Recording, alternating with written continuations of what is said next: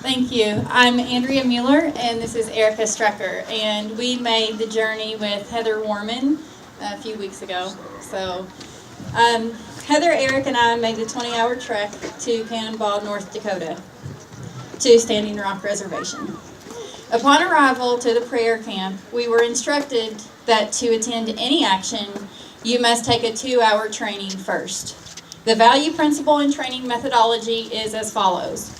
We are protectors, not protesters. We are peaceful and prayerful. Isms have no place here. We are nonviolent. Respect locals. No weapons or what could be considered weapons. I couldn't even take my water bottle. So nothing that could be considered a weapon could be taken on the actions. Property damage does not get us any closer to our goal. All campers must get an orientation, and that orientation was about 2 hours and went through legal, chemical, weapons, everything. Direct action training for all in action, no children in potentially dangerous situations.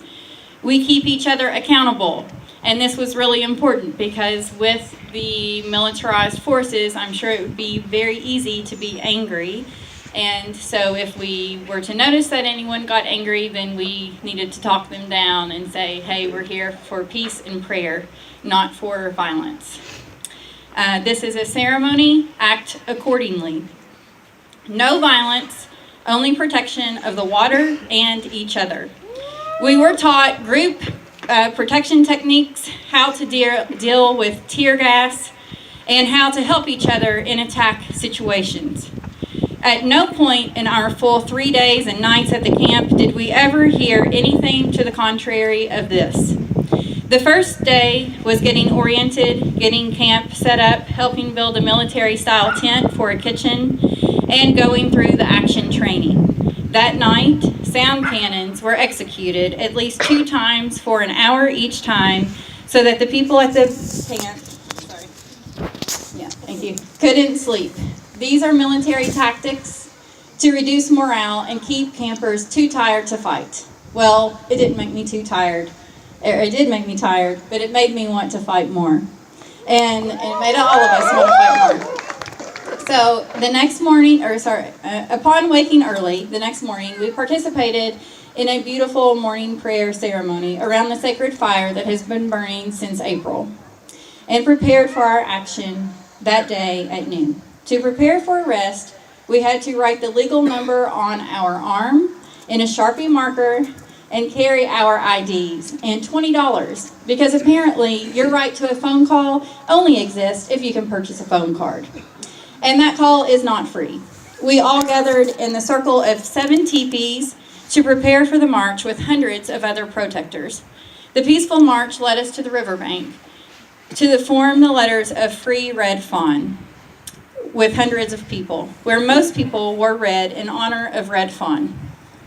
Sorry, let me go back to this one. For those of you who don't know, Red Fawn is a human rights activist and community leader. On October 27th, police raided the 1851 treaty camp, removing grandmothers and grandfathers from sacred sweat lodges and destroying Red Fawn's eagle staff. Red Fawn was pinned down with a gun at her back, where police say she fired their weapon. Witnesses say this is not what happened, and she is still imprisoned today. So, after making, and you can look that up, Free Red Fawn, Google it. That formation is actually online now. I just saw it today. Just recently, yes. Her charges got escalated. Okay. So, also, as part of that story, and again, we were not there when that happened, supposedly she had a gun. If that was true, obviously she should not have had that gun, but I don't know if many of you are aware, but 1 in 3 Native American women are assaulted sexually, and a lot of Native American women do carry firearms to protect themselves.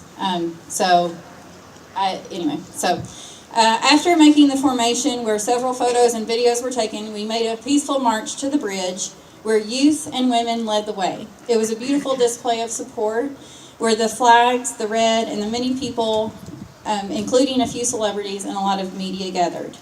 Erica was really brave and stayed in the thick of things on the bridge, where she was subject to arrest with about 40 military vehicles on the other side of the bridge. Thankfully, that day was a day of peaceful protection and action, and no violence occurred and no arrests were made. The sun came out, which created intense hues of sunshine against gray skies and golden fields, where the red flags and clothes contrasted. It was a very moving experience. Later that day, we gathered straw bales to secure the sewing tent where we were staying, and gathered wood and organized the sewing tent. The sewing tent was to create skirts for women because it's not required, but very respectable if you have a skirt on during a ceremony. It was a freezing cold night, and the winters there are very, very harsh. So we all need to think about the people who will be enduring that weather all winter to fight this fight. On Saturday, our last morning there, we participated in a prayer ceremony among a thick blanket of frost. Little did we know the next day would be so tragic. On Sunday, November 20th, peaceful protesters were sprayed with tear gas, shot with rubber bullets, a few in the head, and sprayed with water cannons in below freezing temperatures. Many endured permanent, life-changing injury. One is permanently blind, and I have not heard about the girl and her arm. I'm sure many of you heard about her. I don't know if she ended up having to have that completely removed. And yeah, she's 21. And another child, a 13-year-old, was shot in the head. In our own country, against our own people and indigenous peoples, militarized forces are being used against peaceful, unarmed protesters as if we or they are the terrorists. That is not the case. The night before we arrived, aircrafts flew dangerously low over camp. And while we were there, several aircrafts flew over. On our first night there, the sound cannons were on, as I told you about before. These instruments are used to different frequencies to make you crazy and deaf. The microwave machine, look it up on Google, LRAD. I don't know anything about this because I have no idea about military, but I learned a lot while I was there. Okay, so LRAD machines were also being used during peaceful protests. It was present at our march but not on, along with 40 other military trucks, which are paid for with your tax dollars. So, but thankfully they weren't turned on that day. Tear gas and pepper spray, chemical weaponry. Again, this march was completely free of this, but it has been used in many other instances and marches. Attack dogs with the blood of protesters in their teeth and on their mouths. Corrupt officers stealing large amounts of cash, phones, and personal belongings of arrested protesters. Officers using brute, unnecessary force for arrest, broken bones, cuts, and kenneling arrestees in dog kennels. Phones being zapped out and batteries drained by some external force instantly, yeah. So your phone could have 100% charge and it would go down to nothing. And I don't know what they use to do that, but it is happening. And again, like as I previously mentioned, shooting with rubber bullets and water cannons in sub-zero temperatures. There is probably more. These are just some of the things that happen to unarmed protesters and natives, and it is real. I am so grateful that we didn't experience most of this, but what we did experience made us feel as though we were in a camp being treated as terrorists. Wanting clean water and a healthy earth does not make us a terrorist. Woo!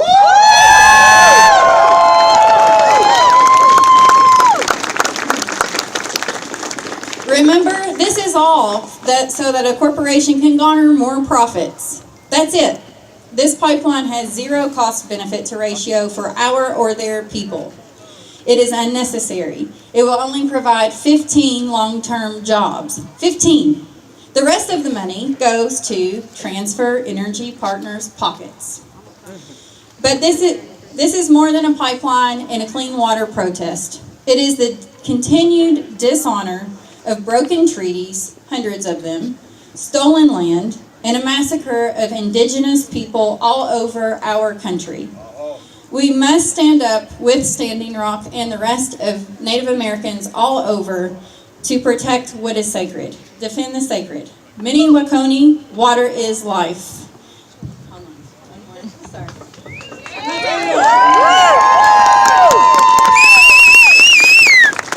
Okay, so now, instead of just talking about the problem, we need to talk about how to solve it. And that starts with each and every one of you. It's time to take action in all of our today. So, close your accounts in banks that invest in oil infrastructure. Right. Stop giving banks and fund oil infrastructure with your money. Close personal and business accounts. Some of these include U.S. consumer banks include Wells Fargo, Citibank, Bank of America, U.S. Bank, Citizens Bank, Co-America Bank, and large investment banks such as Goldman Sachs and J.P. Morgan Stanley, as well as banks in Japan, the U.K., Germany, Switzerland, Holland, Italy, and France. Lobby your local city council or the equivalent to make a resolution for removing subsidies for oil and gas projects. Rethink your transportation. Light trucks, cars, and motorcycles account for about 57% of the total energy consumed for transportation in the United States. Buy local. Moving freight by truck uses about 23% of the total amount of the energy consumed for transportation in the United States. And also, reduce your consumption. We are terribly bad at just buying things just because we can, and we consume more than any other nation other than China. Support the movements to acknowledge treaty rights of Native Americans and other indigenous peoples like Idle No More. This may be a wild card, but it could make the difference as infrastructure projects like, but not limited to, DAPL routinely destroy sacred sites, including native burial grounds. And that's really all I have today, and Erica might want to say a few words.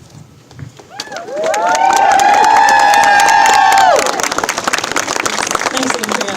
I just found out about an app called Boycott, and I just put it on my phone. I don't know if all of you know about that already, but I think it has a barcode, and you can actually scan products, and it tells you about the source company and whether or not, how they're invested.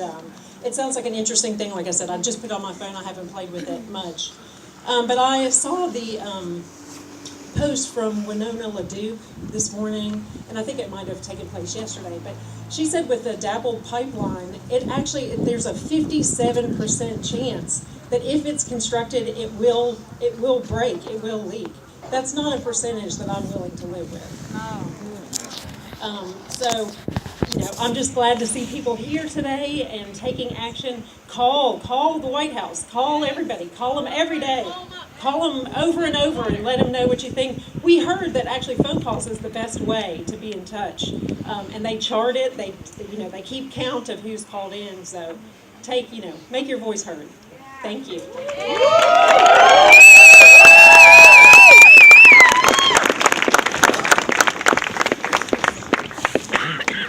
Thank you, Mary. Thank you, everyone, for being here. It's a great thing that we're all gathered here. My activism began in 1991 when I lived in India. I was in India on a Fulbright scholarship, and I kind of stretched what my research project was and ended up protesting with Indians against the hydroelectric dam in the north of India in the foothills of the Himalayas. And I was with Sundarlal Bhagana when he was on a 47-day hunger strike against this dam that would flood the subsistence fields of so many people who relied on their land for their livelihood. And it was in India that I felt very strongly how much our survival is dependent upon the grace of the land and how close we are to that edge that we're on. So many people in third world countries feel that daily. They know that existence. And I felt it there. And when I came back, it was with a fire that never left. It's burning strong. And here we have so much buffer. We have so much comforts, so many things to separate us from the rest of the world and what's going on. But this planet is on an edge, and we live in a generation that will determine what happens to the fate, not only of our species, but the planet. And so it's us to up. It doesn't matter if we're 10 or 20 or 40 or 60. This is our generation. We will decide the fate of this planet. And it will be through hitting the streets and taking action. And the only pleasure I can see, or benefit I can see from a Trump presidency, is that we might have been too complacent under Hillary. Everything might have been okay. And we have to acknowledge that no, everything is not okay, and it's not happening fast enough to protect us. And there will be many standing rocks if we do make a difference. This is just the beginning.